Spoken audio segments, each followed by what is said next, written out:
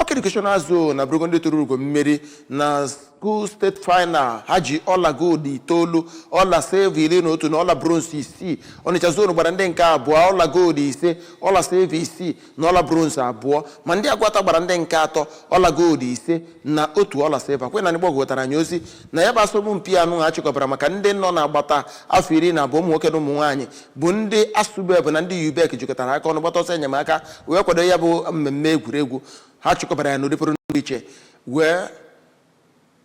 ha na ndị UBEC achịkọbara ya bụ mmemme n'Awka City Stadium na-ekosi wee ga.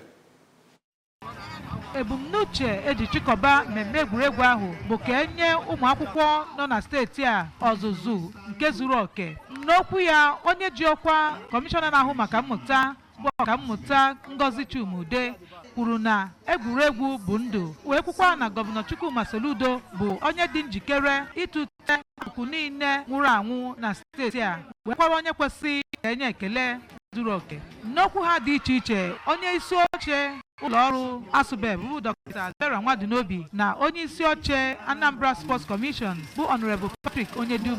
kọwara ọgbakọ ahụ dịka igosipụta ike ụmụ ntorobịa ịlụkọ ọrụ ọnụ, kọwakwa njikere ụlọọrụ ASUBEB na UBEC dị inye ụmụ akwụkwọ niile nọ na steeti a